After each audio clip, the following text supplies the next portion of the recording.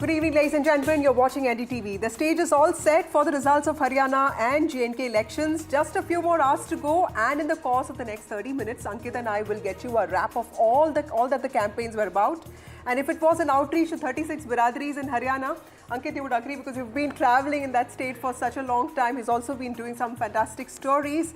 In J&K, it's been about the surprisingly high number of independents. But there's one thing that I saw in all the ground reports that was common: livelihood issues. Absolutely. Jobs, employment issues of the youth is something that people are talking all across. And they are asking some very, very pertinent, pointed questions to political parties across the spectrum. Those who are in power and also those who have been promising them sun and the moon when it comes to jobs. So this is something that is on top of people's mind at least, and especially the young and the women. There is a lot of emphasis, Vasudha, on the caste combination getting right. Yes, it is one part of the election, but now elections have moved on from just the caste combinations and what the Prime Minister calls the reveries. It is also about what is the roadmap, especially with the livelihood issues as far as people are concerned. And the narrative there, Kharchi Parchi, and Dalal and Damad. And of course, like you said, the larger questions, will internal fault lines between leaders play out? Because Kumari Shalja was there, even if she was not part of the campaign, but she was there talking, making it clear that, she has not been heard. And more than the Congress party, Kumari Shalja gave a lot of opportunity to the BJP. In fact, I think that was one narrative that the BJP in Haryana thought after 10 years of anti-incumbency that they can still latch on to and try and keep that Dalit vote not going away from the party, which we saw shifting a bit in the Lok Sabha election. But has that narrative worked? Because a lot of people question the sphere of influence as far as Shalja is concerned. And then you are talking about 10 years of anti-incumbency, chief ministers, at least Mr. Khattar, not as popular. Mr. Saini did not get as much time to counter those 9.5 years of Mr. Khattar. It's been a very interesting election, and in the battle of narratives, BJP really thought Shalja could give them the home stretch. Absolutely, Ankit. And we did see Ashok Tanwar actually coming back, that big Ghar Wapsi that happened. But BJP also changed its chief minister, like you rightly pointed out, made a lot of policy changes, with respect to tendering or reaching out to those sarpanches. But of course, the Kisan Jawan Pahalwan narrative, the way it has played out, of course, we'll know the results tomorrow. But that is something that has also added to this, to the way Congress also mobilized itself. And clearly, this is also one election. If Rahul Gandhi was saying something, it was in line with what the Hudas were saying. And of course, this is also probably for the first time that the Haryana elections also became very localized, because in both in 2014 and 2019 it was it was just for a given that Haryana and Maharashtra will vote the ways Lok Sabha election, they voted in Lok Sabha elections, but that doesn't seem to be the case, at least what exit polls have been saying. But let me also remind my viewers that exit polls often are wrong, and that is something that we have to really watch out for. In J&K, of course, Ankit, this election was so much about dignity and not being ruled by Delhi, but is that going to be possible? Because the new J&K assembly will also have stunted powers. So what is going to happen on that front?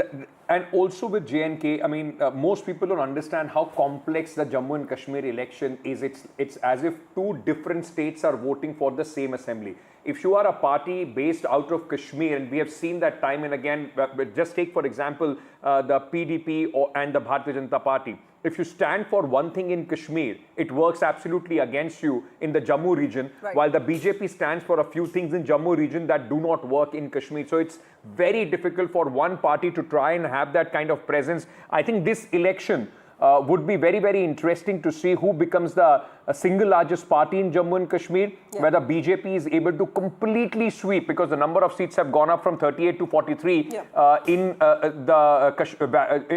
fact, Jammu region. And so if the BJP is able to sweep completely the Jammu region, they have a shot at becoming the single largest party, but it's the NC is able to, in fact, win large number of seats, because PDP has been on a decline. That will possibly decide which party, the single largest party, will have an edge. So there's been a lot of review of political calculations, which is why Farooq Abdullah has also come out and hinted at the fact that he would be open to, getting the PDP as part of the alliance. We'll be, of course, joined by our own colleagues and also a panel of guests. yes. But going across to Gurpreet, who reports from Haryana for us for NDTV. Gurpreet, what is the mood like on ground in Haryana? Of course, the results are all sealed and we get to know what really happens. But Mr. Hooda, Bhupinder Singh Hooda was also in Delhi, just a few hours ago. So there's, of course, a lot of talk. Kumari Shelja has also met with the Gandhis. So clearly, what is going to happen? Because a lot of people are talking about the 2005, Haryana elections when, Bhupinder Singh Hooda was the surprise CM choice. So is there going to be a surprise this time? What is the sentiment amongst party leaders?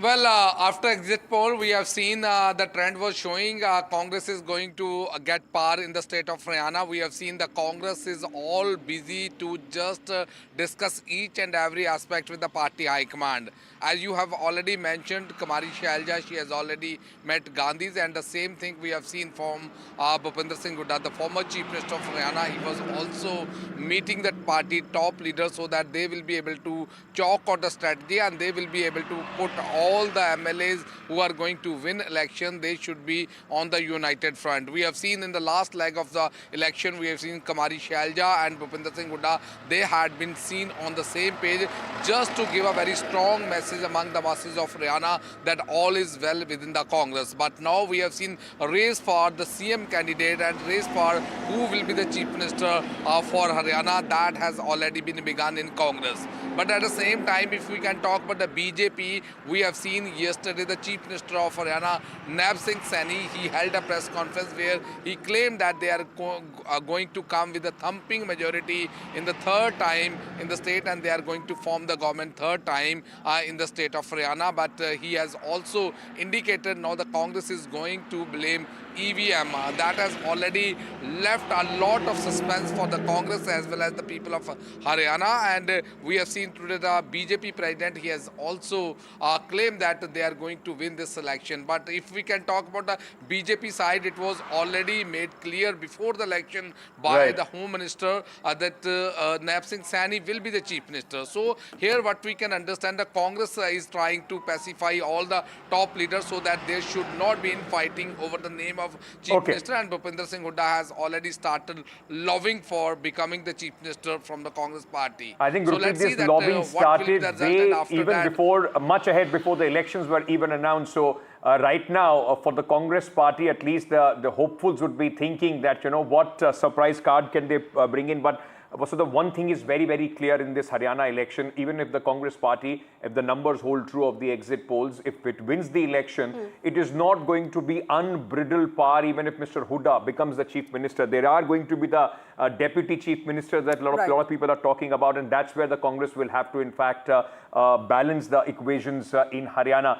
Let's very quickly, and let me also first introduce our guests, those who are joining us at this moment. Shazia Elmi, spokesperson of the Bharatiya Janata Party, is with us. Advocate Arshpreet Karyal, Congress spokesperson, is also joining us. Rahul Verma, political commentator, scientist. He looks very, very closely to the data and how the electioneering in this country works. I will just come to you. Thank you so much to all our guests for joining us. But let me very quickly take you to Srinagar. My colleague is joining us. We have Nazir joining us from Srinagar.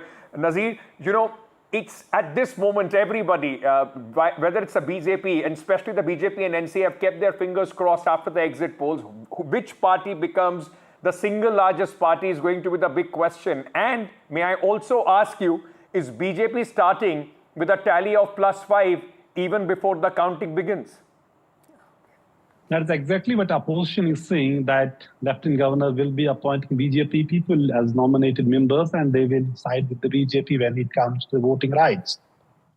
But having said that, Lieutenant Governor has the right, constitutional right, to appoint 5, these nominated members. That is the scheme of things, constitutional scheme of things when it comes to legislator in the Union Territory, like it is in the Pondicherry as well. Having said that, this would be a long night for the politicians in Jammu and Kashmir and also in Haryana, waiting till tomorrow morning, and when the votes are actually counted, whether the exit polls will match the exact polls tomorrow. Every party or the formation is claiming they will be the winners. National Conference Congress is saying they will get the absolute majority.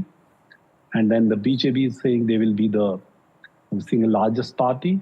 One mistake many people are actually making, they say, for example, Jammu has 43 seats as if it is the entire homogeneous thing, place where vote will go one side. That's not the case. Jammu has essentially 3 regions in terms of its topography and demography as well. One is Jammu, mainland area, which is the plains of Jammu. Largely we say Jammu, Kutwa, Udhampur, and Samba. And then you have the Pir Panjal region, which is Poonch, Rajouri, and parts of the Riyasi district as well. Then you have the Chenab Valley, which is Doda, Kishtwar, and Ramban. So these areas don't vote, in the same way. So these areas will have different verdicts, I can tell you that. So it's not though BJP has the upper hand in the Jammu region, that is obvious. We have seen it during the campaigning and during the polling day when I was there, covering elections from there. But clearly, it would not be the one way this voting in Jammu. As far as the valley is concerned, there's many contenders. Besides National Congress, there's PDP, then there are small parties like People's Conference, Apni Party, Ijina Rashid Party. How many seats they will get, it's anybody's guess. But it's expected they will not get many seats, as we have seen during the campaigning, and those were the signs. Let me take this question to Shazia. Shazia, you've been in Jammu Kashmir for the last few months. You've been working there. So, tell us if this one thing that the BJP has been facing is a lot of blame. I know that, there's this whole Naya Kashmir narrative, but right from the beginning, BJP is blamed for the, high number of independents and, of course, the nominations, stunting the J&K assembly. And now, of course, the fact that even Farooq Abdullah is saying that anybody but the BJP. So clearly, is the sentiment on ground different from what the opposition is projecting it to be? So one thing, Jammu is, I think, crystal clear as to what's going to happen. Another thing that I'm sure will happen in Kashmir, that the independents and all those who oppose NC and PDP vehemently will also have a say in the matter, and I mean that electorally. So what I'm trying to say essentially is that BJP has that advantage from Jammu. But the other advantage it has is all those independent candidates who are like-minded and who actually do not and would not want NC or PDP to be back in power and have known and have suffered because of them, or that is the cause, will definitely, that way BJP would have an advantage. But and as far as all this new talk of PDP now being a part of it and extending support, let us remember that they fought bitterly, opposing each other. I mean, Nazir, of course, knows Kashmir inside out and the region. But, every constituency, there are bitter fights. Yeah. And now for Mehbooba Mufti to come around and say, we offer a hand in friendship and we would like to support you. Should you feel short of numbers, in case you're short of numbers, doesn't make sense. Okay, but Shahji, we have seen in politics, it is the art of impossible. We saw it 10 years back when the BJP in fact came together with the PDP. Both of them fought elections on very different planks. But I just want to ask one very quick thing just 1 second, ma'am. Let me complete my question. Let me complete my question, ma'am. I just wanted to ask you, you are saying that the BJP is clearly going to be the party number 1 in the Jammu region. What would be that number that the BJP would be comfortable and will then try and see if they can form the government? And like you said, independents from the valley are going to be very important. Does that also include Mr. Rashid Engineer and the people supported by him? So let me clarify on the first one. PDP did very well in Kashmir, as is always the case. And so has and BJP always in Jammu. And that has always been the situation. And both the parties have been in alliance. In fact, you also know very well that Umar Abdullah was actually a minister in Vajpayee government. So both the parties have been there. And both Congress and BJP would take the help of either of the parties to be in power. Such has been the political situation in Jammu and Kashmir since we've known it. So there is nothing new in that. But what I'm saying is, at this point of time, with NC being in alliance with Congress, PDP and NC are fighting against each other. That is there. But now even Umar Abdullah is, in a way, going against his own father and saying, no, we will not need it. So within NC also, Umar Abdullah and Farooq Abdullah are saying different things about. Right. That also goes on to show that clearly there is some hesitance and nervousness about numbers. Okay. Before I go to the Congress spokesperson, Rahul Verma, what is your broad takeaway from the campaigns that happened in both elections? Because, Haryana election this time looked so much localized. And Ankit, would you agree with me on that? more than the broad strokes that we saw in 2014 and 2019, like I was speaking to somebody, and this is what the sense was. The Prime Minister was not either the uplifting factor or a negative factor as far as the campaign of the BJP is concerned, and that is why possibly we saw a lot of emphasis on the local leadership throughout their campaign than the central leadership. Rahul, please go ahead. Yeah, so a couple of points. Thank you for the question. I think it's very clear that in both these election campaigns, Prime Minister was not as much visible as he has been in the past for BJP's campaign. Whatever those compulsions of Prime Minister of BJP might be, or change in strategy, that the party would know better. Two, I think what is very, very clear, at least in case of Jammu and Kashmir, you see two different elections being contested. One is Jammu region, one is Kashmir region. In both these states, Jammu Kashmir on one hand and Haryana on the other hand, see, BJP's sort of like best case scenario is pretty simple. BJP would hope in both places you have a fragmented mandate and they come out as a single largest party, which opens up in space for post-election alliances. And the reason why I'm saying this, that in 2019, say in Haryana, BJP, despite an increase in vote share, came down in seat tally. And the burden of history in Haryana is such that no one has come to power for third consecutive time. And even when they came for the power in second time, their seat tally had declined. So given that track record, it would be very difficult case for BJP in Haryana.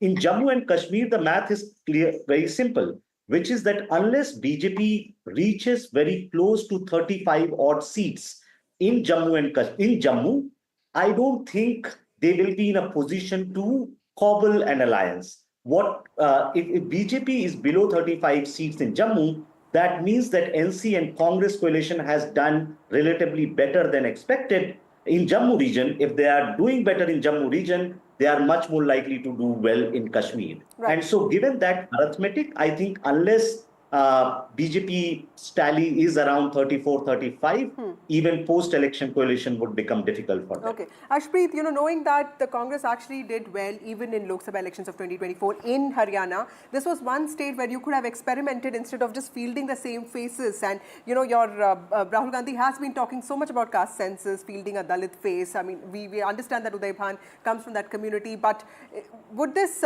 this state would have also given you an opportunity to actually walk the talk when it comes to social justice, isn't it? Thank you for the question. Kindly allow me 2 minutes uninterrupted. In the very neighboring state, which is Punjab, we did field Dalit CM, which was Mr. Charanjit Singh Channi Saab, and he did amazing work. Second of all, we do execute what we say, unlike the Bharatiya Janata Party. And coming to the elections, the Congress Party is winning with a landslide victory. There is no doubt about that. And the reason as to why we are saying this is because the Bharatiya Janata Party has been doing blunders after blunders in Haryana, and the chances for them to win this election of Jammu and Kashmir and Haryana were as good as the chances for Mr. Modi to do a press conference tomorrow. And we all know it, in the last 10 years, Mr. Modi hasn't done a single press conference. The Bharatiya Janata Party was left by their leaders at the 11th hour. Then there was a major rebellion that took place there. Two former ministers, some MLAs, former VP was expelled from the Bharatiya Janata Party for rebellion. And then on the other hand, we have the Congress Party, to which leaders were joining at the 11th hour, like Mr. Ashok Tanwar, Mr. Raman Singh, etc. Many more leaders just went on to suggest that the wind was in the favor of the Congress Party. And the Bharatiya Janata Party thought that they would also have a washing machine like they had for doing away with corruption charges at the time of inducting Narayan Rane, Subhendu Adhikari, Mamta Biswa Sarma. They thought we'll also have a machine for anti-incumbency to do away with it. They replaced Mr. Khattar. They thought if we'll do away with Mr. Khattar, we'll do away with the anti-incumbency. That's why they were so bewildered. They did not let Mr. Khattar be with Mr. Modi. There was not a single rally, single campaign where they were seen together, and reports were everywhere that he was not allowed to be seen with Mr. Modi. And I just want to know one thing: how many CM face does the Bharatiya Janata Party have? Anil Vij is also staking claim to be the CM face. But Mr. Khattar is also doing that. Mr. Nat Singh is also doing that. Campaign. Can I specifically? You've spoken about Haryana. Can I just press you on Jammu and Kashmir a bit? Because the whole equation, at least at what it seems at this moment, was that the NC is going to be the party number one in this alliance as far as Kashmir Valley is concerned. It's the performance of the Congress party against the Bharatiya Janata Party in the Jammu region, which is going to determine whether you are able to cross the halfway mark or not. If at this moment the exit polls, though are giving you an advantage but not taking you over the halfway mark, does that mean that the Congress has sub-performed, not performed at par that they possibly would have expected in this alliance? And actually, Omar Abdullah himself came out and said that, Rahul Gandhi needs to be focusing, on Jammu and not really on Kashmir. So that seems to be something that people are thinking. Just one thing to that. Exit poll mein hum aaye na aaye, sarkar mein zarur hai. Because we know what the people of Jammu and Kashmir are feeling. They are feeling betrayed. They are feeling ignored. They are feeling neglected by the Bharatiya Janata Party. I'll tell you why. Mr. Amit Shah had promised after the abrogation of Article 370, terrorism would come to a grinding halt. That did not happen. He ought to resign for having lied to the people of Jammu and Kashmir. Number two, you'd remember that the Bharatiya Janata Party did not even consider to field a candidate in the Kashmir Lok Sabha election. They were so scared. They were so bewildered that if we field a candidate, Nota will have more votes than our candidate would. Number three, Mr. Modi in the last 5 years after the abrogation of Article 370 visited how many times?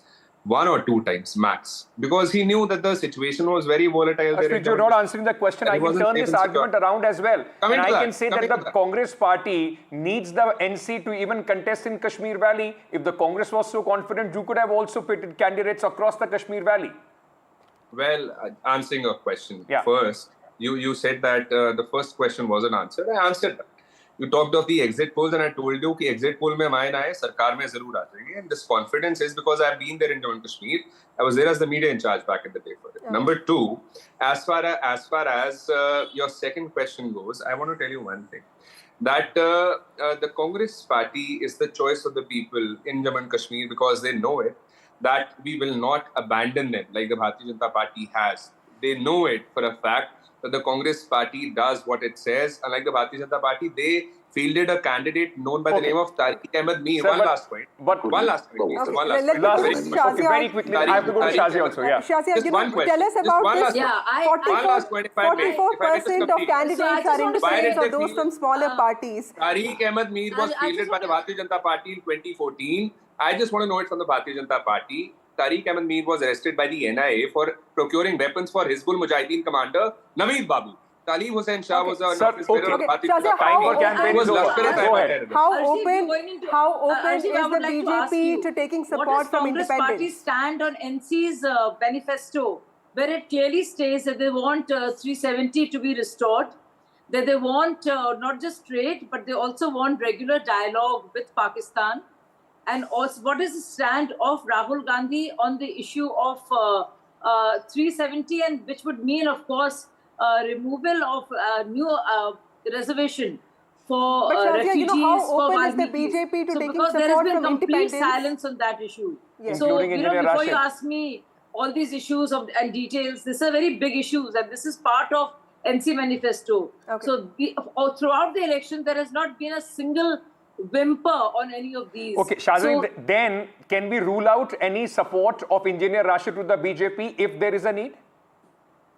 Absolutely. I mean, Engineer Rashid, the first thing he's come out with saying and screaming is that I was sent to jail because of BJP. Okay. Last and if you look can at I all just the quickly ask Jamaat Rahul Verma one question? Rahul Verma, you know they've been what asking for removal of the ban. Okay, BJP Rahul Verma, this tells you like what you were BJP saying. Jammu and Kashmir is a very, very complex election. It's as if two different states are voting for one assembly. For a political party to have certain stand in the Kashmir Valley goes against that same party in the Jammu region vis-a-vis the BJP also. What you say in Jammu doesn't work in Kashmir. That's what makes this election fascinating also and difficult for any political party to crack. That's true. And that's the nature of Jammu and Kashmir politics. See, also what has happened, one has to remember, two things institutionally have changed. One, the number of seats from Jammu region have been increased from 37 to 46. And two, now 5 nominated members also have a role to play in government formation, right? So that's the institutional change. Two, BJP is largely hoping to sort of like near sweep in Jammu region, and then a fragmentation of votes among multiple players which are contesting in Kashmir region. See, from like Jammu and Kashmir election is not just important from the point of view who wins and who forms the government. For the Indian state, it's also important that we get a stable government there. Right. True. And I think it's also what people of Jammu and Kashmir might be also expecting. Okay. For last three elections, 2008, 2002 and 2014, like last three elections, Jammu and Kashmir had coalition government. Yes. So given that, and this was happening, that sort of like Jammu versus Kashmir thing is an old thing. And it has played out in much more sort of like a wider context with reorganization and the new delimitation exercise. Okay, we'll leave it there. Thank you so much to all our guests for joining us. It will be a fascinating day tomorrow to see how actually it pans out when the results do come in. And like we were discussing, if just the candidates are important or if the party that's going to be important, we'll get to know all of that. And the impact of these elections on the upcoming elections of other states as well. Thank you so much for being with us. Good night.